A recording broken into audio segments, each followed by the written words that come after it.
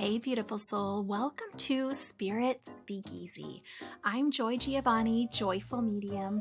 I'm a working psychic medium, energy healer, and spiritual gifts mentor. This podcast is like a seat at the table in a secret club, but with mediums, mystics, and the spiritual luminaries of our time. So come behind the velvet ropes with me and see inside my world as I chat insider style with profoundly gifted souls.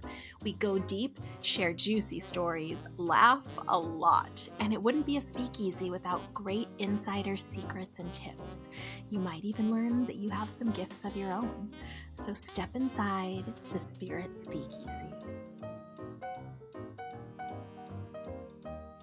Hey, beautiful soul. I'm so happy to have you here with me today. We have an incredible conversation with Nicki Durga, who is not only an intuitive, psychic medium, trauma therapist, trance healer, counselor, spiritual teacher, and mentor, but really just an incredible soul who has a journey of her own. She shares with us about her own spiritual gifts and how she experienced them as a girl, but even goes into detail and shares so vulnerably with us about the most terrifying experience that she had that made her want to shut off her gifts completely. And then she also shares with us how those gifts came back into her life, but that a big part of her journey was actually learning not to disempower herself, not to give other people more weight than her in knowing what was right for her, to believe in herself and to know that, you know, she truly did know what was best for her at the end of the day, and how to have permission within herself to, you know, take advisement and take advice from mentors and elders, but to take on what resonated most with her and not let the other parts, right, the rest, not let the rest totally disempower her or invalidate her, and how that was a really big part of her journey. It's such a powerful share because I feel like no matter what you do, whether you're, you know, a medium or an intuitive or a healer yourself, or whether you are in the medical field or the legal field, or a mathematician, as an example that I give later in the show, in any area, this can apply to you, because we all sometimes invalidate ourselves, or sometimes think that someone else knows better than us when they don't, when we really truly know in our heart when something's right for us or not. So it's a really incredible story of her journey and how the gifts came full circle for her, even though she didn't think that they would.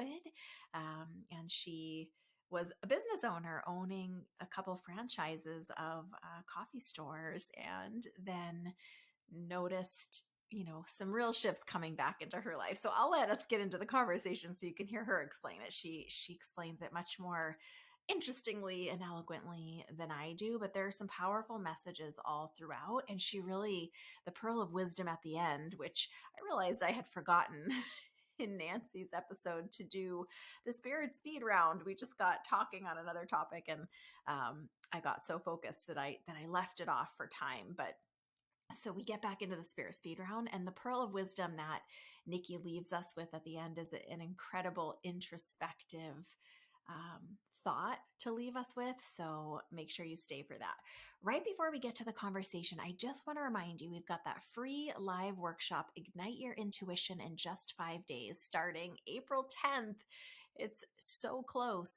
It is going to be every day live, and replays available in the Joy Soul Spa Facebook group. So just on Facebook, go to groups, search Joy Soul Spa. It's totally free to join, free to participate. It's going to be live right in that group, 12 p.m. Pacific, 3 p.m. Eastern every day, plus replays.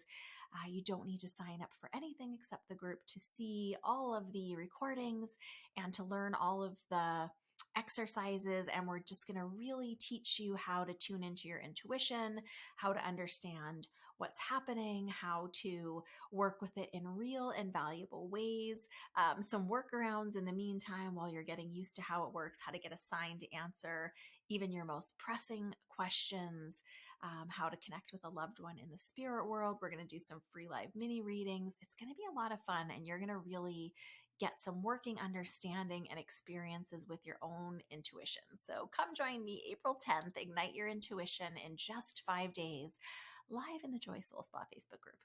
Now, without further ado, I am going to switch over to our conversation with the amazing, beautiful soul, Nicki Durga.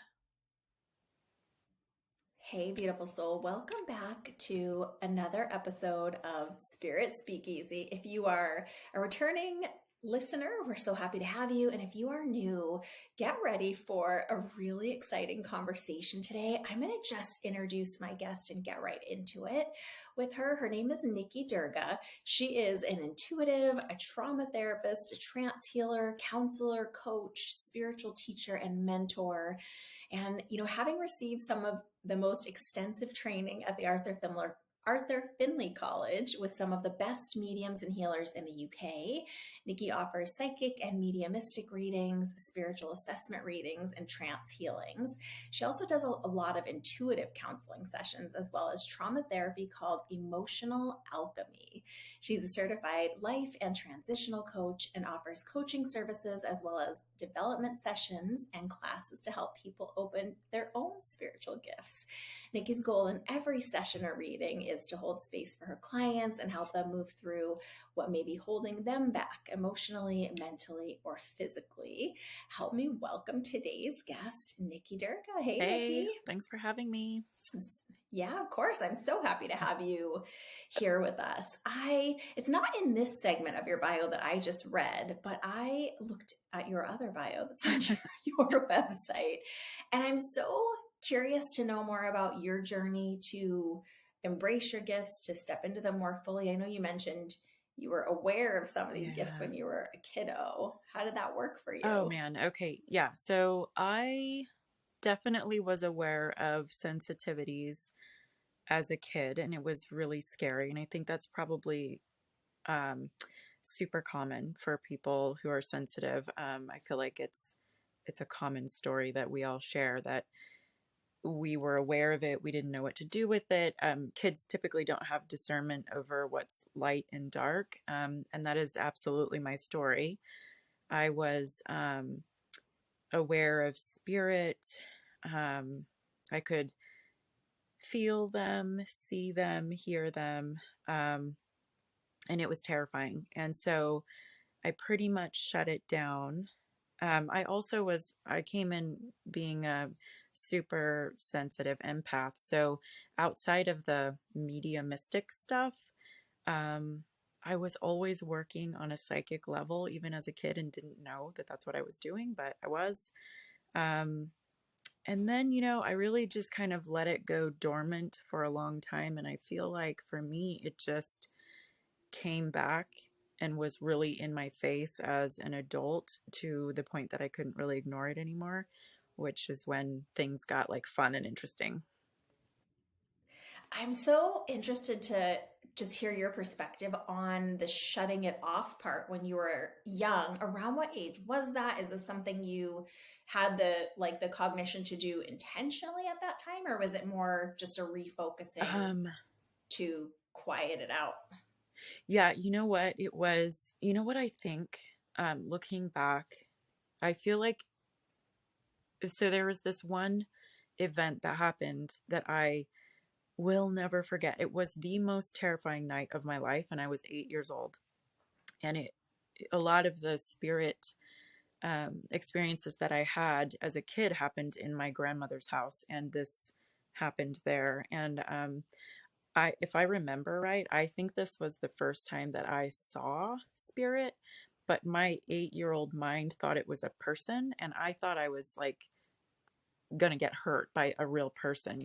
I just was absolutely terrified. That night was an important night. It makes me sad now because now I understand it, and I wish I could go back to that night and handle it differently. But I think because I think I always had this, entourage of spirit guides and helpers and protectors. And I think they took it off my plate for a while, because what I remember is there was that night that happened, and also in the years leading up to this night, I would have these things happen, and it was like the next morning I needed to talk about it, but I didn't have anybody to talk to about it. My grandma would have these really big emotional reactions to it, and I think it's because she was scared of it. It didn't align with her like beliefs. My Yeah. mom and my aunt are on board now, but at the time they weren't. So it was like, stop lying, Nicole. It was that. So I learned to not share. Yeah. So I had to internalize it all and like work it out myself, which was a lot for like someone so young. So I think my guides kind of took it off my plate after that kind of traumatic experience. But I do remember a few years later, around maybe 13, a couple of things happening that also freaked me out. So I think they kind of tested me again around 13, 14, and I was like, and then it just came back years later. Wow. Well, thank you for sharing that. That it feels really Yeah, emotional still, even as yeah, I can feel you even as you're yeah, recollecting it. It feels like it's still very yes. visceral for you. Were you at that time? I know you said most of it was happening or your experiences were at your grandma's house. Was it just an out of the corner, outside of this experience, outside of that one that you just described? Was it more of like a out of the corner of your eye thing, just a feeling that you were not by yourself? Were you seeing things actively all the Um, time? I'm curious about this because it's so different than my it experience. was both. So it was, there were so many things that happened in that house. And I remember being very afraid of the upstairs, even in broad daylight. There was something up there. And I remember if my grandma would send me up to her library to get something for her, I would run as fast as I could, grab the thing. There was an old, those old creepy photos, the really old family photos. There was one of Yeah. those on the wall. I would do this while I walked by, and I was like six Oh years my old. Like goodness. I could feel it Yeah. all and wanted no part of it. So there was that, and at night there was a lot of activity in the house. But I seemed to be the only one that was aware of it. So I just remember sitting awake, and I would always sleep with my grandma. And I just remember like laying awake, and it was just extra scary because there was this stuff happening in the house, and then outside she lived in the woods, and there was coyotes screaming outside the window. It Oh was my just terrifying. goodness. But yeah, so it was both in my face, at times, in the sense of seeing, feeling, hearing, and then there were times where it was, just a peripheral kind of a knowing that's over here, and just a Yeah. discomfort. It was many things, and looking back on it, I feel like, it was, without me knowing it, it was, me getting my first dose of how I receive information in all the different ways. I mean, you make a good point just because there are so many different ways that we Mm. can receive and perceive and understand or even just sense without understanding. And I love what you said about your guides because it's true we all have this team of guides and inspirers and Yeah, helpers, and why wouldn't they help you to either just refocus into more of the yeah, physical world or however that refocusing works. But it's also kind of cool that they checked in with you again and yeah, just said, hey, how about now? And it does go, I mean, we talk about this a lot here on this podcast anyway, about free will and how we do have the free will to engage with these gifts or not. And you use your free will and just said, okay, not yeah, yet. That's a no for me right now. But it's also interesting to know, like you said, it did loop back around later. So even though you weren't ready, or kind of chose not to when you were younger, it doesn't mean it's still not available yeah, to you. Um, Now, I think it's such an interesting thing about you. I didn't know this about you, but that when you were in college, you started working at a coffee shop and then ended up working so hard yeah, and being so good at it that you ultimately owned your own yes, franchise, which is pretty yeah. incredible. Were you kind of experiencing your gifts through that time, or was that part of the time where you had it really compartmentalized? So, yes, but so I want to say, I was on a crusade at that point in my life. Um, I didn't know it then, but looking back, it's very clear that was a trauma response for me. I absolutely was trying to prove to like my abusers, to myself, to the world that I was none of the things that I was told that I was. So I clawed my way to the top of this company. And then when there was nowhere else to Wow. go, I owned because that was the only other thing. So it served me, but it also was me pushing for things, right? And I think when we push and pull things into position because we think we know what we want for our life, I think in some ways, yeah, I got lucky. It served me in some ways, but I think it also made my life a lot harder than it needed to be. Um, but what ended up happening was I got to the goal and it kind of felt flat, and I couldn't wrap my head around that because first of all, I had everything on the line financially. This had to work, Yeah. and it was working in that sense, but it didn't feel aligned. It didn't feel good. Um, and I did not really fit in, especially when I started to let this side of me show. And that part was a little bit hurtful because I helped build the company and I felt there was some betrayal in it. But you know what it was? I knew that this didn't feel right and this wasn't where I belonged, but I didn't know how to get myself out of this. I didn't know how to change my mind in what my goal was. And so I do remember giving it to my guides after probably 10 years or at least 9 years of owning. And I was working for the company for 11 years and I owned my stores for 11 years. Um, And I remember giving it to my guide saying, okay, I know that I'm being pulled over here. I knew that I was supposed to be doing this work. I didn't understand how the heck I was ever going to get there. I wasn't even sure that I had enough to give, or I wasn't even certain of my abilities yet. But I did know that I was Okay. supposed to be doing something else.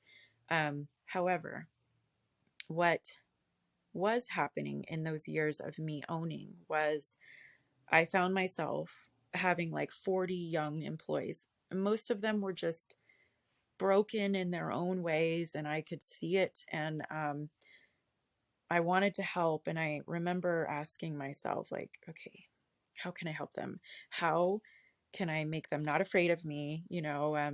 How can I like allow them to feel safe with me? And I was just having this conversation with myself, like, well, okay, Nikki, if you want them to open to you, you've got to open to them. But part of my survival in my upbringing was to close myself off because one of my abusers, my dad, he wanted an emotional reaction out of me. So it was his goal to make me cry every day. And so I remember being 6 years old, like going, oh, my only power here is to not give him that. So I learned to really Wow. control and like hold back. And that caused me to go to be really kind of in this hermit card energy. Even as a kid, I would self soothe, I would figure my own stuff out on the inside. And so I had to start unpacking that so that I could reach my employees in this way. And I was probably 33, 33 to 34 or 5, maybe at that time. Um, and that is when the magic started because it immediately I was getting results and I was able to really start to help these kids. Um, and what I didn't know then was that was training me for the work that I do now outside of the readings, which I wasn't doing like, card readings or anything, but I was always working with them intuitively and feeling into their energy and kind of feeling psychically into what's going on at home. Why are they so sad? What do they need? Um, and it was like my training. It was the beginning of my training for what I do now. So it was very valuable. Wow. I mean, you said so many important things just now. I think it's incredible to know it's similar to what you were mentioning earlier, that you were and have always been working on this intuitive level, somewhat perhaps unconsciously, or maybe you just didn't call it that. It was using the gifts of your soul just in an unlabeled way, which is so beautiful. But I think it's also so profound and such a common story, even though it's so personal to each of us, how it expresses that we do push ourselves into these roles, or like that square peg round hole, because it's what we're like Yeah. quote unquote supposed to do, or what it means to be strong, or we have to show people, Right. that we don't want to own these titles or these labels, or we're breaking out, pushing against I don't know, fitting into these categories that just don't quite fit us. So it is so profound, because I feel like it's something that so many of us can identify with. But the beautiful thing of it is that like the lotus, right, in this mud, and trying to work through your own trauma in the world and express in ways that made you powerful, your gifts were still flourishing and being used. And so I think you made another point that I don't know if you know that you made, that we can do this work no matter where we are. It doesn't mean necessarily for everyone that they have to leave Right. a job or a place that they work. They can start, anyone can Yeah. start using these intuitive gifts, and standing the place where we are and seeing how we can shine our light for other people. And it's so cool that you can even see shades now in your coaching and counseling and teaching of what you, like you said, started fine tuning during all of that giving that you were doing. It's Yes. such a beautiful Yeah, story. it's so clear to me now, how aligned it all was, and how like the entire way I didn't know how, but I was trusting that, like, um I, I mean, not when I first owned my stores. When I first got my stores, I thought, okay, yeah, this is it. This is my life. And then it was, probably, I don't know, 5 years or so in, that I was like, maybe this isn't my life. And why? And what's wrong with me that this isn't my life? And, I had to wrap my head around that. But now looking back, it's so clear that I needed to go through all the things, because I was still in my traumas. I just didn't realize it. I was Yeah. still chasing the thing, the goal, the title, the whatever. Yeah, that Yeah, outward success or right. approval, right? Yes. Validation. Yeah. And so that was part of my journey. Um and there was so many important lessons for me along the way. And in my work, um I I believe that we're all the experts of our own experience, right? And so it would be unfortunate if I wasn't able to be open and vulnerable with my clients and share things that I've been through when it applies to what they're going through. Um, Yeah. and so that part of my journey where I was like sitting in my living room going, okay, how do I get them to trust me? How do I get them to be less afraid of me? And then it's like, the answer just fell. Well, I've got to open first. Oh God, how do I do that? That was such an important moment. And then I kind of got excited about applying it, and it opened everything inside of me. And in the end, that was the only part of my job that I really loved, because the company had changed a lot. It just didn't feel good anymore. But that piece of it I loved. And I'm still in touch with many of my employees, and I watch them on social media and root for them. But I think it's important. And what you just said about, you can do this work no matter what you're doing, that is something that I teach my clients, whether it's somebody who gets training with me or even just counseling or therapy. If I can feel that they are also sensitive, I am always letting them know that, and talking to them about how being a healer doesn't have to mean that you do healings. It can, but it doesn't have to. You can literally be a Right. healer and have any job you can imagine. Yeah, it's so Yeah. true. it's pretty incredible if it's a natural part of our soul and what our soul wants to express, it's going to come out in Yeah, some way or right. another. I mean, I'm sure we've all come across um, some version of just a person that works at like a grocery store that's really Yeah, happy and giving off all this amazing energy and, conversation, and just really lights up the space yeah, around them in some special way. It can be anywhere. So I love that you're imparting that on yeah, people, because I think we can put a lot of pressure on ourselves about what it has to look like, definitely. right? How did you go from, okay, so you're aware that the company is going maybe in a direction that's not in alignment with who you Mhm. are, that you're loving this piece, this counseling and coaching and, mentoring really is what it feels Yeah, like you're doing, also while being the boss, yeah. but that's two separate roles at the same time. Did you go on your own journey to sort of understand your gifts better? Were you already really in the flow with them at this point? No. How did that piece work for So I you? I started to dive into it, but so it was around that time that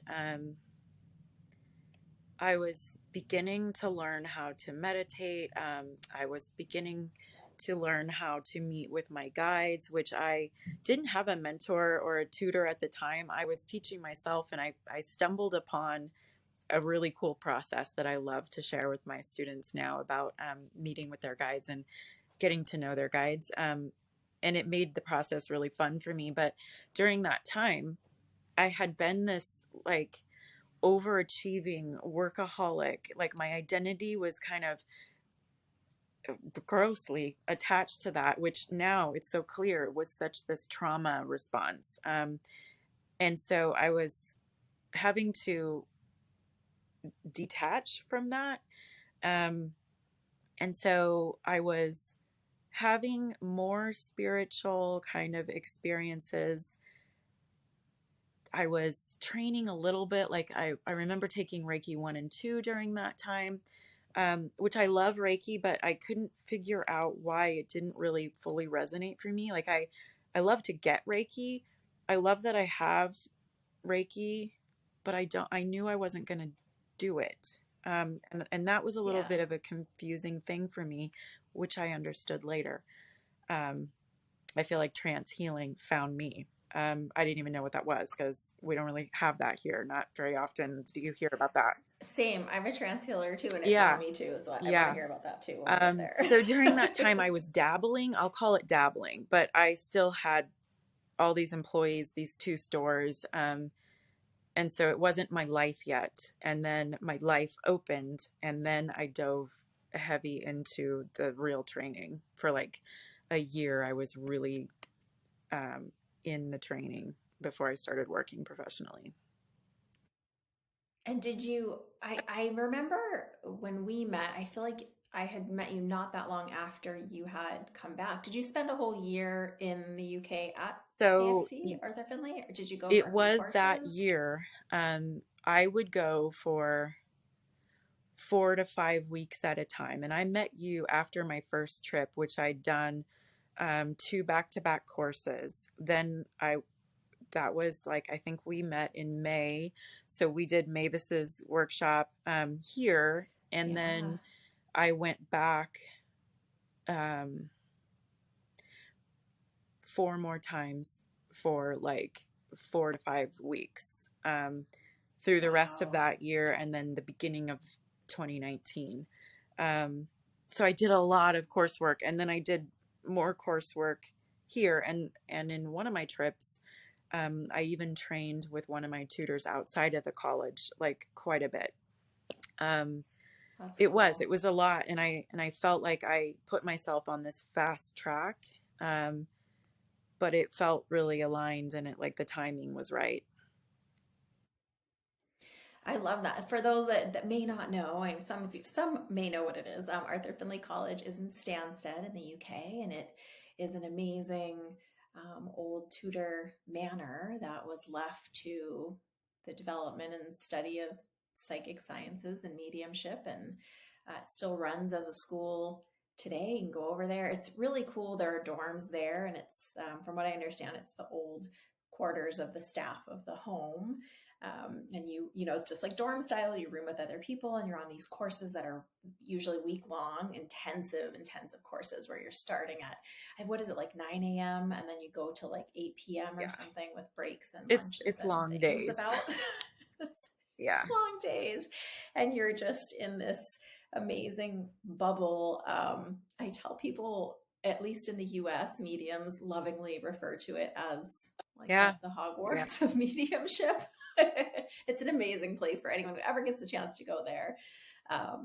It really, but it's this intense marination in the gifts and the practice. And it really, I mean, it puts our emotions as the workers to the test. How did you handle that intensive of a like growth even in your own personal Yeah. development? Because that's, I mean, as you know, and I know, but not everyone might know that when we do this work in an intense way, or even over a period of time, it boils up all of our own Mm-hmm. trauma and insecurity and fear of vulnerability and all the Yeah. things Yeah. Oh my come gosh. up. Yes. So you know what is so funny about it? Now it's so funny. I feel like spirit blocked me from knowing that I would be on a stage doing mediumship. If I knew that, I would have never gone. And what is funny That's so about that is, funny. how do you not know that? Somehow I didn't put those pieces together. I would have been way too scared to go the first time. Um, and because when I went the first time, I didn't know if I was a medium. I was kind of going to prove it to myself, like I knew I'd had some experiences, and I definitely knew that I can work on a psychic level, but I didn't know if I was really a medium. That seems a little Yeah, crazy. And trying to do it on a stage in front of people is a terrifying idea, you know. Um for sure. so Yeah, I went, absolutely. and those forms they usually have you fill out to assess where you're at, to know what group Yeah. Mm-hmm. I was very humble, but I felt like I was being very honest, and I felt like I should be in the very beginner group. And I was in there, and my tutor was like, on the second day, she's like, "You don't belong in this group." And I'm like, I do though. I, That's I do funny. belong here, because I needed to know that I belonged in even at that Yeah, school. So the process was exactly what it needed to be for me. Um, I had the experiences that I needed to have to prove to myself. There was no way I could have grabbed it out of the air, and I needed that. And those tutors over there are intense, and they have their way of doing it, and they yeah. will like beat bad habits out of you, and they teach you their way, and they're very rigid. And I love that about them. Like, I just kind of thrived in that kind of environment. And then I was afraid. I wanted to stay. There was another one the following week, but it was for advanced, and I was afraid of the tutor, because the Okay. tutor is like kind of notorious for being like difficult. Um, and I was like, okay, spirit, well, if there's room, and if there's a room that I don't have to share, because I have to have my own space. I I struggle enough with all the crowds and all the noise. I have to have my own space. So I thought, oh, there's no way. Like 2 days before the course starts, there's no way there's gonna. Yeah, it's hard to Yeah, get a private room yeah. last But there minute like was, that. and so Yeah. I was like, all right, fine. Oh I my guess I'm supposed gosh. to stay. So I stayed, and That's funny. yeah, it was this huge transformation in me, just that first trip. Um, and it was that course, that second course, where I met my favorite tutor, and she told me then, I'm like, who is it? I have to Angie know. Morris. I love her. Oh, I don't know. I've seen her like on the course Yeah, sheets, but I haven't I gotten to love work with her her, yet. and I've she heard was amazing so things. important to my journey. I don't know if she knows how important she was to my journey, and I was in her group that next week, and she was watching me, the way that I work with people in my group, and she told me that week that I should be teaching, which sounded crazy to me, but I will never forget it. And then she also told me, I had a reading with her that week. She told me that I needed to stop hiding myself. And I'll never forget her saying that, because I do hide myself. I still hide myself a little bit. I've always kind of Yeah. been even as a kid, I was like, I wanted to be the quiet person in the corner, kind of feeling everyone. And she was telling me it was time for me to stop doing that. So that college, it was exactly what I needed to know, that this is the work I'm supposed to be doing. Um, I can't say enough good things about it, but I do know that it's not feasible for everyone to go. So when I came back, I felt like it was my duty to bring the teachings back with me and to share them for people who can't go and take that time off away Yeah. from their life and invest in themselves in that way, you know? I think that's so cool. It's funny. I mean, I think it's common for a lot of us. The first course that I went on, not at the college, but with a different teacher, was also to find out Ah, if I was a medium or not. Because I was, like you said, having experiences and things had happened in the past. And you know how it is. You move through I was already doing trance medium training for channeling, but I just was like, I don't know about these people who aren't in bodies that keep trying yeah. to talk to me. Like, I don't know. But it was, I similar to you, I kind of put it to spirit and was like, I'll do this if it's for me, but I'm also okay to not do it. And I just show Right. me, like, we need to know. So it is such an amazing, like, resonant thing for so many of us, and great for people to know that, like, hey, just put it to your guides and say, help me understand, help me. Like, similar to your story, I saw a platform at that workshop, but I didn't know even really what it was. We don't have a lot of it in the Mm, US. I mean, more now, but maybe not 10 years ago. And I just was like, I got that nudge and I was like, yeah, I don't understand how that could be for me. So I'm going to need right. some some help here. And like you said, looking back, things can become so much more clear, and the pieces to our journey, make more Hmm. sense. And so I love that you're able to now, take all of those elements and put them together for the betterment of the people that you Yeah. help, your clients and students, and all of that. And sharing your own journey too is so Yeah, it powerful. is. I feel really lucky to be able to do this work. I love when mediumship comes up. It's not super often, unless I'm at the college, because I feel like mostly my clients, other than this recent this fair I did, this psychic fair that I did, there was a lot of mediumship that happened there, but I feel like it's because the groups of people that were coming were in need of that, right?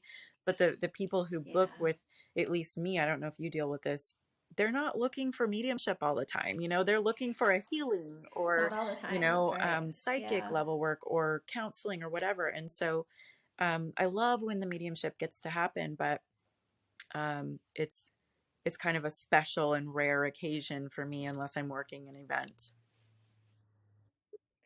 It's so interesting too, because I think we can so often forget it's this psychic element is a big part of the work, because while of course it's profound loss that is more where mediumship comes in, or validation of where we go afterwards, things that we're dealing with, just, I mean, these last few years have been Yeah. crazy, I think, for everybody, but but family situations and personal emotions and personal development Yeah. and career choices and relationship stuff, and even just the support of having someone who can be sensitive and intuitive and psychic and see all of the elements at play to help nurture someone on their Yeah. journey is so powerful. So tell me more about, I love the term that you used, emotional alchemy. Yeah. Tell us more about. Is that your No, no, coaching that program? is a legit therapy that I learned from the woman who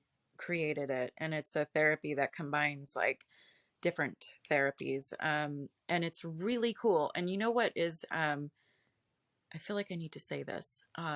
What's really awesome about it is, I don't know if you dealt with this in your journey, but one of the hard lessons that took me, I was a little slow to learn this one, but when I was first diving into opening to my gifts, I remember being slapped in the face at least 6 times by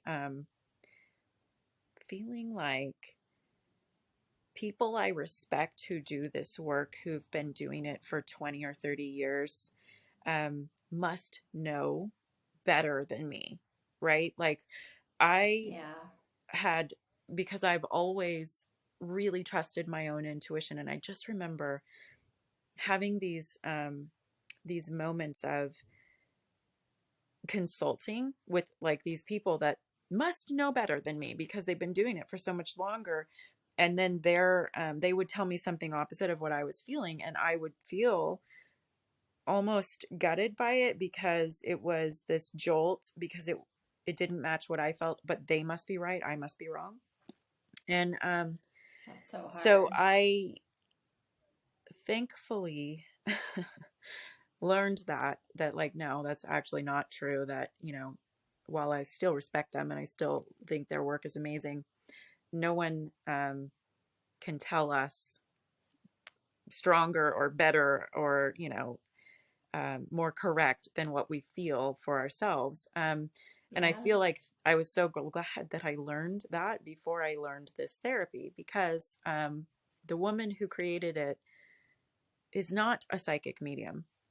And so it works, I think, a little bit different for me than what happens in her sessions. But it's basically the first half, it's a 90-minute session. The first half is um, some intuitive counseling. I'm taking notes, and I like to work backwards. So I work with what is presently happening with the client. What are they presently either stressed about or upset about in current time, instead of starting with childhood and working forward so that they can feel an immediate shift. Um, and so I Yeah. take some notes, and am kind of intuitively feeling into what the game plan will be when we get into the therapy. And the therapy part, it is a light hypnosis, and I am helping them to be, I guide them into being in either a memory, or I will put them in a hypothetical situation, but I help them to be in this moment with all of their senses, and then ask them, what do you feel? What's coming up? Then we follow that emotion. It's going to be the heavy emotions. We don't need to transmute the Right. neutral ones or the positive ones. We're transmuting the heavy emotions into light emotions or noble emotions. So we follow where it is in the body, and then we look at it. Um, and most people are really, you don't have to be a psychic medium to see this stuff, but it is fun to do these sessions with psychic mediums because we are seeing typically the same thing, and it's really fun. But we then pull whatever it is out of the physical and energetic body and transmute it into a white light. It is a super efficient, fastest trauma therapy that I've ever heard of. It's super transformative and powerful. But what's interesting is we work with the inner child sometimes. There's some regression work that we can do. There's spirit release we can do. There's psychic cord cutting we can do. Um, Sometimes some mediumship stuff will come into play, which is a little different than what the therapy is designed to do. I'm always working on a psychic level, so that's a little bit Right. different. But if the older version of me that was like really looking at the people that I respected so much and they must know better, I probably would have struggled with that part of it and not let it be what it's supposed to be for me. Well, I think that's such a valid point because whether it's, in someone's spiritual gifts or even just parts of us that we express as a person in the world, I feel like most of us have some old trauma or wound around exactly what you said, that emotion of, oh, that person must know better than me. My opinion isn't Yeah. valid, as valid as theirs, or measuring ourselves in some way against Hmm. others, often people in a position of power or considered elder to us in a field or a Yeah. family or a Yeah. friend group. And I feel like it's such an important piece for all of us to work through in our own ways. Is this the technique you did to help yourself process through that? No, you said you learned this Yeah. technique after you did that. How did you come to that like revelation within yourself of like, oh, hey, wait a minute, my knowledge for me is equal to anyone else's Yeah. opinion of me? That's a pretty profound leap. I had to be slapped in the face, and I had to feel that contraction and kind of get in my head and feel that jolt. I swear to God, it happened like 6 times. And then what would happen was I would let it play out. I would feel uncomfortable, questioning myself for a few days, but without fail, what I felt is what would happen. And so I just learned that, like, Nikki, how many times does this have to slap you around before, you get it, that um, you don't you don't need to get reassurance from other people. And I think that that was really my guides that were trying to teach me that, like, just because they're older than you, they've been doing this for 30 years, doesn't mean they know better. It was a lesson that I was Yeah. being taught. I just wasn't taught it by a therapist. I feel like my guides have always been my therapist. So interesting. Yeah, Yeah. we get it one way or another. I played a lot of that out in my personal relationships, and I became in romantic relationships with people that I then gave Yeah. my power away, really, is in the work, what we call it. So it's just fascinating how we can play out these things in even Yeah. different areas of our life. Some people do it in their profession and then have, a boss who they put that glass ceiling on them and can't Right. move through it. Or so it can come out in Yeah. different And you know ways, I what guess, I else? guess, depending on Yes. who we And I are. feel like as a teacher, um, I have, I feel like we have, if we're teaching this stuff, I feel like we have a responsibility.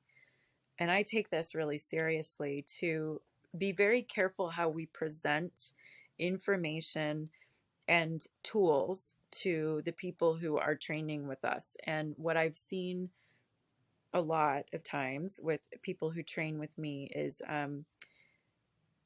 they will they will maybe go to a teacher that has a very black and white way of saying things, and that is enough to derail someone, because especially when you're at the beginning Yeah. of your journey and you're not confident, and you don't really trust what you're getting.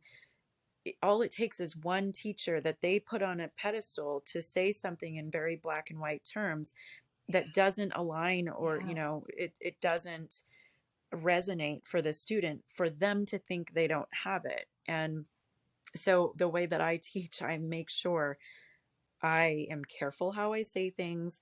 This is how it works for me. Let's figure out how it works for you, and we'll work with that. And and I always tell them, like, no matter who you're training with, whatever they give to you, you ask yourself, does this resonate? And you take what does and you leave what doesn't. And that's, I feel like, so important. I think that's great advice, just because one thing that I am constantly complaining about with all of my students and with our podcast family is the languaging around a lot of the intuitive work and psychic work. And I mean, Yeah. those words are interchangeable for me, and all of the spiritual gifts. It's not only are we like not having a lot of good language, we're trying to use language that applies to other things Yeah. that really doesn't make sense with what we do, because it's a mystical experience. It's Yeah. outside of the physical senses, and we're trying to like word it or explain it in such limited language with limited understanding of even the back end workings of the Yeah. how the gifts work. So that, and then we're also up against the preconceived notions out there from media and movies and things we've seen and decided when we were Yeah. kids are scary or not scary, or all of that. And then, like you said, we're kind of building on the backs of, or on the legacy of, those that Hmm. have come before us that have a different frame of reference, a different, not always, but like you said, in some cases, a Yes. rigidity to a black and white structure, because perhaps they were steeped in more of like a Yep. religious background and then needed to make these gifts make sense. And so they put it more into like this rigid form. And it's not going to be exactly the same, just like the gift of music. We both might have the gift of music, and it might come out in totally different ways, even if Yeah. it's similar. So it is such a valid point that you're making, that it just, how can we take on board Mm-hmm. what works and let go what doesn't? And the other thing is, maybe something doesn't. There's been things for me, certainly I'll speak for myself, that at one point in my development didn't resonate, and then at another point Yeah. does resonate, or vice versa, where something used to resonate with me, but now, I've had this many experiences, and I'm this much older, and now it doesn't resonate in the same way, or I don't like Yeah. the same language, or so it's a work in Yeah. progress for all of us. But I love that awareness. I think it's so important, especially for people just newly coming in. For me, and for a lot of the mediums I know, I wonder if this is true about you. There's this period in our development, and it's not like a set amount of time, it's different for each of us, where we are constantly questioning our Mm-hmm. gifts, and we're in such a vulnerable state that we feel like if we didn't have a good practice session or a good class session, then we're like, oh, Yeah. maybe it went away. Or so it's these gifts are so tender and vulnerable, because we're also, it's the most private and personal, and often the secret unseen parts of us in our heart, and then we're having to express them, like in a Mm-hmm. class setting or in a practice setting with other people. And so yeah, there's a lot going on all at once that we're, hanging our hopes on, and then we're these emotional Right. creatures too. Yeah. And I think that to do this work, you have to get to the point. Well, I'll take that back. To do this work well, I feel like you have to get to the point where you own it, and you just really step into it, and you move through that period of, oh, can I do it? I don't know, like, because we all have to go through that. And then you get to the point where, yeah, okay, I've proved it to myself 100 times. Yes, I can do it. Now we're moving on. And the thing that you Right. said about the rigidity, this is funny to me now too. I grew up on the west coast of the US. I don't know what spiritualism is. I didn't know that was a religion before I went to the college. And I didn't used to know either, and I'm from the East Coast, and I didn't know. I'd never heard of yeah, I knew spiritualism as a nothing about it. religion. And now I know that it's actually Yeah. started here on the East Coast, I think in the 1800s, right? Um, but Mm-hmm. I quickly figured this out just by paying attention to what's on the walls at the school and all that. And I love the spiritualist services and stuff. I just think it's fascinating. But intuitively, I felt like, even though I didn't know anything about spiritualism, I felt like I knew when to close my mouth and what not to say in front of the tutors. And Mm-hmm. I watched some people really crash and burn and bring some stuff up that the tutors were very triggered by. And I just made mental notes like, okay, we don't talk about that here.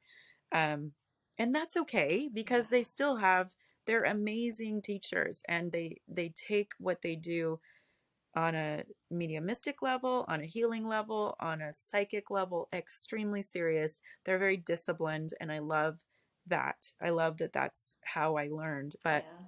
you know, um, I think I'm glad that I learned that lesson before I went to the college too, I guess, because that can be a little jolting.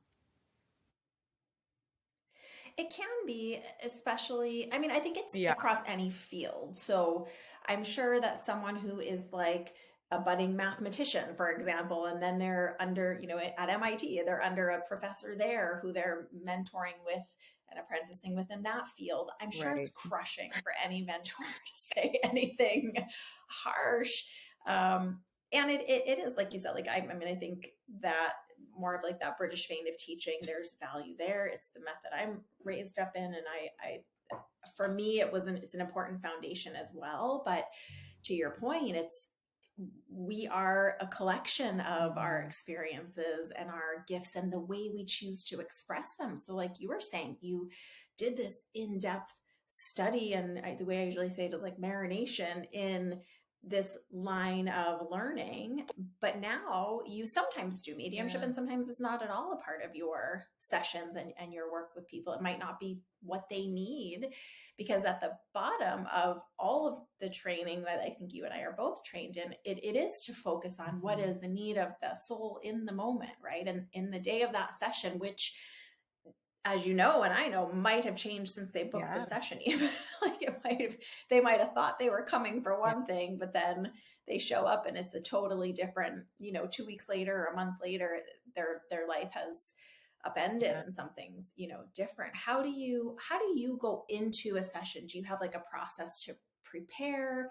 Is it something you just kind of greet each session like a clean slate? What's your process for someone that's like working with you in an ongoing way? And a lot of my clients, almost all my clients are ongoing, too. And what I do is I don't have any kind of ritual, but what I do is I will sit and feel into their energy and get information about where they're at energetically, and will start to sometimes if it's especially if it's a healing, um, I'll start to see aspects of the healing sometimes, and it will always make sense when they come in because, like you said, sometimes they've booked something else and we'll go in a different direction. Um, Yeah. and so I just feel into the energy and I will receive psychically some information about where they're at in their energy, what's going on, or even if it's just a reading and it's a client I've never worked with, I will do the same and I'll feel into what I think the reading is going to be about. And it always fits. It is interesting how, a lot of, I don't know, I think we're all doing it all the time, sensing, but in this work we are trained a little bit more to just get understanding of Yeah. what's happening now. How does it connect with possibly something we're still healing from the past? What's the, like you mentioned before, what's the game plan or the blueprint for the potential direction to move forward through this? What's the work of it? And I love the way that you approach what it seems like all the work with your clients and students is that you're a Hmm. guide for them, holding support and giving, your wisdom, but that really putting the power, the responsibility, the capability in their hands. Is that how you Yes. see it? So I love that you how you just put that. So I felt like um I'm really good at the intuitive counseling and the therapy part. I love doing the healings. I do a ton of healings. And even my healings are different than the tutor's healings. So there's this theme recently where we're like, gosh, thank God I learned that lesson before. But recently, like, so when was it? Last year? Yeah, it was a year ago. I was getting certified as a coach, and I knew that I didn't need to do that because I was already doing it, but I felt like for some reason I needed to do it. I needed to have it, and now it makes sense. I have a couple clients who are like high up in military positions or high up in law enforcement positions, men, and so I feel like that helps them to feel good about that they're coming to, not the psychic Nikki, Yeah. and so I think it helps people like that feel more comfortable and open. um but yes, I do feel like I am a lot of the clients that come to me are people that have tried traditional, more clinical counseling and therapy, and it hasn't worked for them. My approach is a lot different. I have a way, which I feel like is very common for probably all empaths, of helping people to feel comfortable pretty immediately and open, even these high ranking military men. Um, to a level that they are surprised. And so it allows me to help them in ways that um, other people haven't been able to. And I feel like that's a big responsibility. I take it seriously, and I feel like it's a huge blessing. I'm really grateful to be able to do it. I agree. I think it is a big responsibility, but Yeah. also a blessing. And you just made another great point. I love that, all of the education that any one of us is called to is going to be used by, I don't know, I feel like Spirit orchestrates all of these sessions to happen and Yeah. helps people find us that we can mesh well with, to heal with, whether it's for one session or an ongoing time, just to help them on their journey. So for some people, yeah, they do need the you to Yeah. have the degree or the letters or the training. And for me, I'm always in some kind of development, because I feel like there is so much validity to, in any profession, being someone who stays trained, who's always learning. And maybe you're not always learning the same thing, but always Yes. learning something. Do you know what I mean? Because it always adds back to the work, and it is fascinating. I think a lot of people don't realize, from the inside perspective of this work, that we do sometimes have Yeah. very high ranking Mm. people who, perhaps are not getting what they need anywhere else that would be considered more traditional.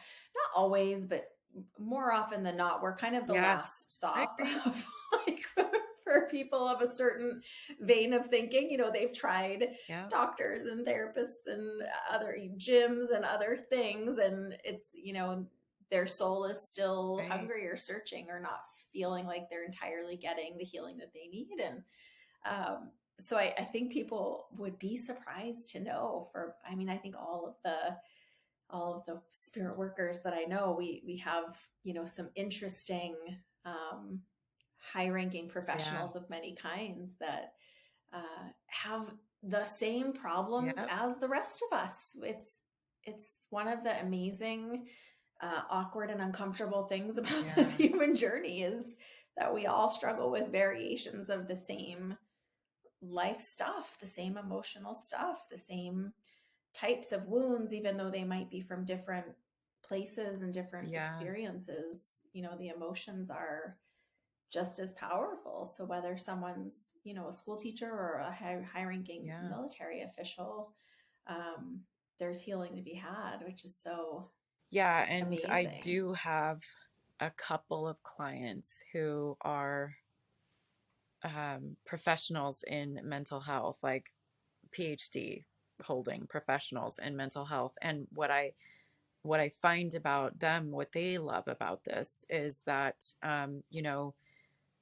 they in their work, they have to be more clinical. And there's a part of them, a lot of them, that kind of craves the more spiritual side. And so I get to be part of that journey for them, opening to that and trying to bridge the gap, and allowing them to leave their sessions with tools on what they can do on their own time outside of sessions to bring that more, closer to them. And that is fun. That is exciting for me to be able to give Yeah. those tools. Yeah.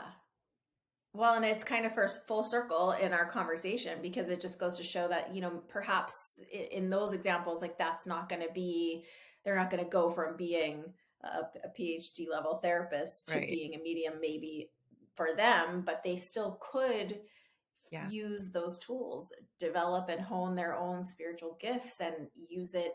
They don't Right. have to label it like I that. know. People just get so hung up on the labels, and I don't like this word, or I don't like this. But just like you were doing at Hmm. your stores that you owned, and mentoring, people can use skills and tools and things that we teach and learn, and the things you're working on that are personal to them based on their journey, and then cultivate, um, those Yeah. gifts from where they are. It doesn't have to be, after, like, they're fully developed and have developed a whole nother career. They can just really start implementing them, not only for whoever's lives they're touching in their place of Yeah. work, but for themselves. Just the tools of, like, managing Yes. anxiety, managing, um, that invalidation that we all feel at some point throughout our Yes, weeks. exactly. And I You love to know, share the tools. it's I so always give powerful. people, even if it's they come to me for a reading, if I have a tool that I think is going to help them, I'm going to give it to them and encourage them to email me, try it and email me and let me know how it goes, because I just feel like I want to empower people. I don't want people to feel dependent on a session to feel better, like take this tool, see if it helps Right. you outside of sessions. And if it doesn't, email me, I'll give you another one, I like to do that. Yeah, I love teaching tools too. For me, Yeah, it's the most empowering way because then it's like you were saying, like then it's try this, see how it works for you, see how you right. feel, and then we'll go from there because it will work a little different for everyone. Do you have a favorite tool that you find yourself teaching more often than others? Um, I think I teach people how to, I have a specific exercise that I like to teach people to call in their guides, or they can use the same tool to call in the higher self of someone who's living that they're either in conflict with or something's going on, or obviously someone from the spirit world. I teach that often, and then I also my clients who struggle with anxiety, I teach them a tool to kind of pull their energy back and help them to step into their power in that moment. That takes a little bit of practice because I feel like we have these automatic responses to things. So it's Yeah. habitual, and so I also teach them to have grace with themselves, and not judge themselves in it, because you first have to get out of the habit of allowing that automatic response to kind of control you, and you have to be aware of what you're doing, and flip the switch, and then you can use the tool. So Yeah. those are two kind of common ones that I feel like I'm talking about a lot. That's well, and I think Yeah, anxiety is at a high, and I think all of us experience it to some yeah, degree, no matter where we fall on that spectrum of, anxiety. So I think those are so valuable, and it does, even just in the examples you just gave, it illustrates how it makes so much sense to be working on this stuff on an yeah, ongoing way. It's not, a lot of this isn't just one and done, and we think because it's about our sensing or our, something that we feel, or I don't know, have decided is supposed to come natural to us, that it should be just okay, I'm just gonna read this book or go to right, this session and then be done. And it's like, just like anything, just like an instrument or a sport, it's like, yeah, you may have some natural abilities, but you don't expect to learn how to, right. play an instrument or a sport in one day. It's Exactly. not And any even the different, trauma work really. that I do, it's like in a session, you are going to leave that session feeling the difference. You absolutely will. But what comes up in that session is, and what we peel away in that session is exactly the amount that you're able to tap into in that moment. So then you progress Yeah. forward and you feel the shift, and then as you grow moving forward, you get to a point where you're ready for the next layer to be peeled away, and then you come back for the next session, whenever that is. It comes off in layers, just like Yeah. our our growth in our development. It's We can't just push a button and absorb it all at once. We have to absorb a little bit, then kind of digest it, practice it, and then we're ready for more.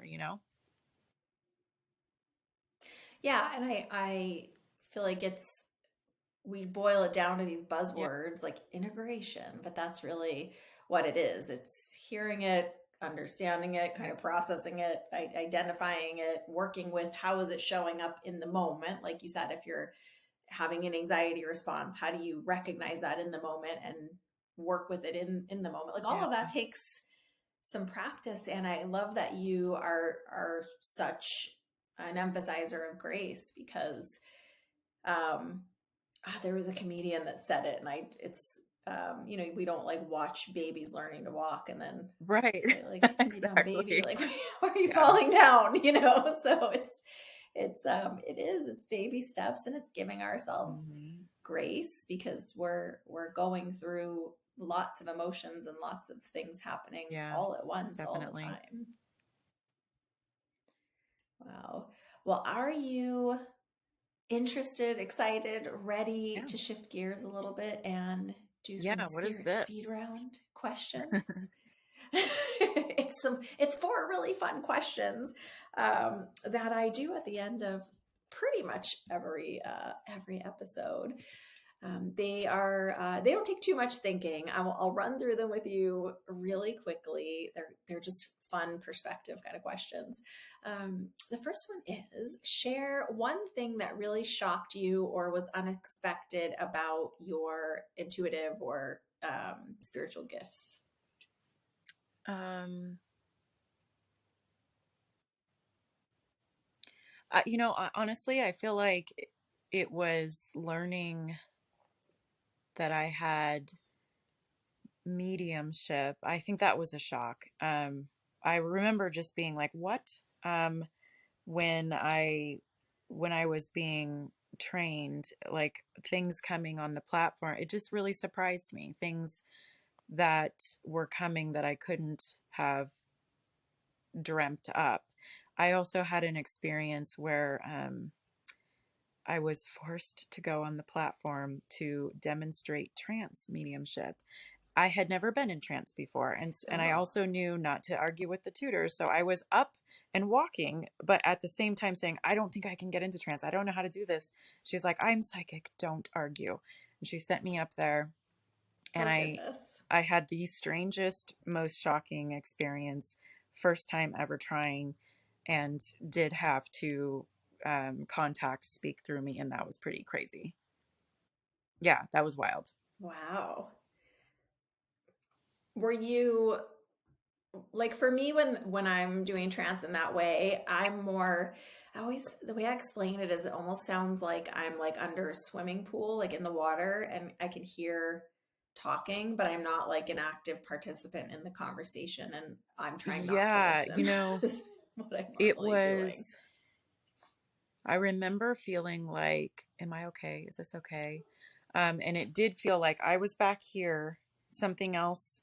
It's not scary because I think people imagine that it's scary, like something else is controlling you, and it's not. Yeah, Yeah, I it's thought not it would be really scary. It like didn't feel, that, but I doesn't do feel remember scary to going, me. "This is weird. It feels a little weird. Am I okay? What's happening?"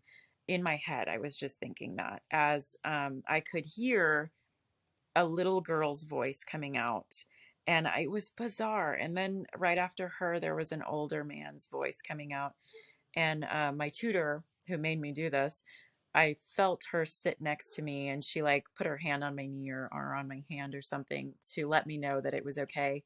It's like she could feel that I was questioning, like, is this okay? It does feel like you kind of, the intention is to kind of get out of the way, and I did feel that, like, I shifted Hmm. back and let something else come forward. But that's a very strange thing, and it's not something that Yeah. I like to watch the dems at the college. It's not something that I would do here. I think it's a little too out there for, and I also feel like it's something that could be easily faked. Um, I think that too. So I think that right. is And always so a concern I in the don't work, think it's right? something that I want to develop, but it was a very shocking, like I was forced to do it. I didn't think I could do it, and it just happened. And then I did do a master That's so class. amazing. It was after that course I was asked to participate in a master class, which was just a 1 day thing at the college, and it happened in that master class as well. So twice it happened. Yeah, but who knows? Maybe it's something down the line for you. You'll think this is funny. I'll just tell you real quick. One of my first mentors wanted to do a trance program, and she was like, "I want you to do this with me. I want to learn it, and you're ready. You're going to do it with me." And I was like, "Okay."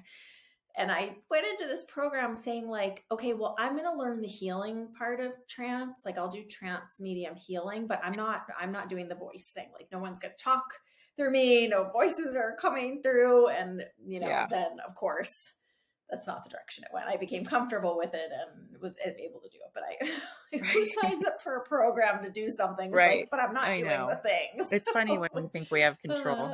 Yeah, I Yeah. could see why that would be shocking. Yeah, well, and I think our Yeah. soul is in control more than Right. our human brain is. I love that answer. Okay, if you got to spend a day in the spirit world, you got the full tour, you got to spend time with everyone and anyone that you've known who's crossed over, and it's almost time to return to your life here, and your guide tells you that you have 1 hour left and you can spend it with anyone who's on the other side. Who do you That's easy. choose I and would why? choose my friend Danny, who just passed away 3 weeks ago. Oh, And yeah, oh thank my you. gosh, I'm And I sorry met for him your at the loss. college, and he and I actually, when I mentioned earlier that we trained privately with a tutor, he was with me, and so we were training with her to do Wow. trance healings, and we did a lot of joint trance healings. And then he lived in Cambridge, and when I was home, we would astral travel together. We would kind of meditate at the same time with the intention to like meet up, and I would spend time with him for sure. Have you been feeling hellos since Yeah. he's crossed Yeah. over? I'm sure usually they will come and let us Yes, know the there. day that he passed away, Okay. it was about 6 hours. He popped in on me while I was doing mediumship at that fair, which is so typical of him to like kind of intrude in that way. And it was funny. And then So another funny. time, like maybe a week later, I was doing a healing um, for someone else who lives in Germany, who I also met at the college. He popped in to help with her healing. But what was interesting was he had told me like a week or so before he passed that he wanted me to come visit, which I knew wasn't going to happen. You know, like I just knew. He wanted me to come visit. He Yeah. wanted to do healings together again, and so he popped in on her healing, and so Oh, that was wow. cool. Yeah, Well, how incredible that he's yeah, continuing his work with yeah, you from the other side. Oh, what an yeah. amazing soul he sounds like. Wow. So even though we have spiritual gifts, we have very human lives. What's one quirky thing about you that you think people might be surprised to learn? A quirky thing about me. Let's see. Well, I like to bead. Um, and I feel like, yeah, I forgot that about you. I remember you posting some like really incredible, intricate beaded earrings yeah, that you and had I made and I like a feel long like time that ago. surprises people about me. I'm not really sure why, but I know that people feel like I'm a little bit of a mystery, and I guess it's maybe because I don't put a lot out there. People are surprised that I have a full bodysuit tattoo. I'm pretty introverted. I don't live like an exciting life. I'm pretty introverted. I just hang out at home. I'm kind of a nerd. So I mean, Yeah. Is your body art part of your spiritual journey or it more of your personal is journey? it is part of my spiritual journey, but I didn't know it. I didn't know it, and as I was getting it, it definitely taught me a lot about um, not letting pain control you and your experience. You know, I'm always really introspective, and as I moved through it, because to get a bodysuit, it takes a long time. You know, it was like a 12-year process, and so Yeah. I grew and changed a lot in Wow. that time, and the imagery definitely is a lot of it is very spiritual based, but the lessons in getting it, the commitment to it, and enduring all the pain and like earning it was like very spiritual for me. Yeah. So yeah, yeah, Wow, it's so it's different. incredible. Well, I did know that about Thanks. you, but I like the story. Leave us with one pearl of wisdom. What's a piece of advice that you wish that you'd had early on in understanding your own gifts? Um, you know what I want to say? It's different than what it's not about my gifts, but I think it can be applied to that. Um, there's been this theme that I feel like I'm sharing this a little bit lately, and I just feel like this is a great opportunity to say this. I feel like people don't always realize that the magic is in the darkness. Like a lot of my clients, they want to fast forward, they want to bypass, they're focused on where they're not. They're focused on ahead of where they are, and that's the goal, and that's where they want to be, and they're missing the magic in even in the maybe the shitstorm that they're in the middle of. It absolutely Yeah. did play into my gifts opening. It absolutely plays into how much wisdom I have to share with my clients, and it has shaped my work to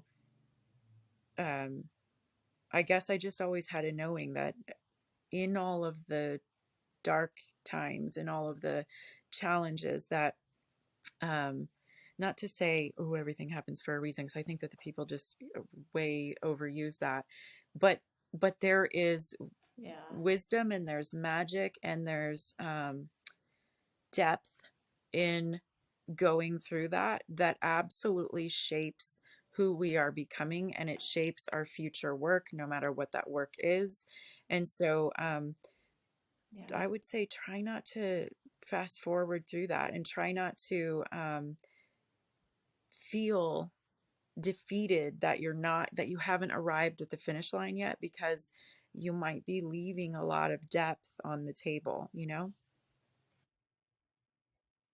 I think that's amazing advice. And I think that's a really beautiful pearl of wisdom and a lot Yeah, to unpack and leave people with, even just thinking about that. You said a shade of it earlier when we were talking about doing the emotional processing. It really is not the way I usually say it. It's like, it's right. not the sexy work to have to go into the difficult emotions, but it almost always is the key to whatever it is that we're feeling challenged with. Is it's in there, what we don't, the Right. places we don't And like it's to that look. So experience that, like, if we can sit in it, and if we can not be, I don't know, controlled by it, but like those moments, if we can be the observer and not be swept away by the emotions, like it's those moments that give us the depth to share things with other people that help them out of their dark moments. And I feel like that is yeah. just the most truest advice that I can give, because I think it's really important. But I do see a theme with some of my clients that just want to just arrive, and I'm telling them, like, but there's so much Yeah. magic in right where you're at right now. You just don't see it right now. Yeah. Yeah, and don't leave all that depth Yeah. on the table. I love that. Wow. Well, what a profound conversation with lots left to think about. I am so thankful for your time and to get to have this conversation with you and for you Thank sharing you all for your having wisdom me. with us. Yeah. Thanks for being here with us today. Yeah, of course. Thanks for Yes, it was sharing fun. your light. Well, I don't know about you, but I feel like that time just flew by with Nicki, and it was such a treat to get to have her here. You can connect with her either on her website, which is nickidurga.net, nickidurga.net, or on IG or Facebook at Nicki Durga, same spelling. I'll put it in the show notes so you can click if you need to, rather than searching on the platform. I just really think it's so important what she had to say about, the more difficult emotions and the value in that, and really just being in our own power and not giving our power away.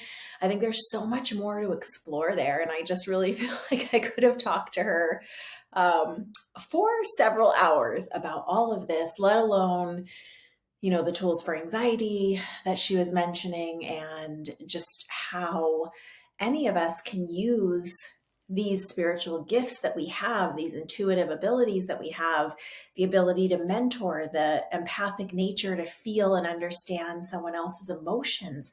We can use that in any space in our life, meaning, like, even if you're not someone who feels like you want to be doing this work as your profession, it's still so valuable, not just from the perspective of having our own intuition to use for ourselves, which of course we all know how important that is, but having it in any space in our life. So in our relationships, in whatever career or role that we find ourselves in our day-to-day work, it's really just something to think about, and how your own spiritual gifts, your own sensitivities, your own strengths, as like Nicki was saying, she found herself mentoring people before she even knew that she was going to be involved in this work at all. So just how powerful it can be to shine our light from wherever we are. It doesn't mean we have to totally change our position in life. It's just a different way of being and a different way of engaging with the subtle energies and using them in our day-to-day life in real and powerful ways. So I'm really happy that Nicki was able to be here with us. I want to remind you, on that note, of the intuitive workshop that I've got coming up starting April 10th live in the Joy Soul Spa Facebook group. I'm going to be live there every day for 5 days. Ignite Your Intuition in Just 5 Days is the incredible intuitive workshop that I'm going to be teaching. I'm going to teach you the foundational tools. I'm going to help you understand how your intuition works and how to work with it. We're also going to do an exercise to connect with your own loved ones in the spirit world. We are going to have a healing session. We're going to do some free live mini readings, but really just helping you to start to feel and experience using your own sensing, your own intuitive gifts. And it's totally free. So come and join me starting April 10th, 12 p.m. Pacific, which is 3 p.m. Eastern and 8 p.m. UK. But replays are also available in the group for about a week. You can get on my VIP Insiders email list on my website, joyfulmedium.com. You can also just go to Facebook, search groups, and join the Joys Soul Spa Facebook community. All of the sessions will be live there. That's the only thing you need to join to be a part of the sessions, and I interact with you in the comments. Even if you're watching them on the replays, you can still participate in the lessons and ask your questions and get coaching. It's a lot of fun, and you'll also get to know the supportive community that we have a little bit. So I hope you will make it for that. I hope you enjoyed this conversation today with Nicki Durga. I think she is a beautiful soul, and I'm so happy that she shared her light with us today inside the Spirit Speakeasy. Big hugs. Bye for now.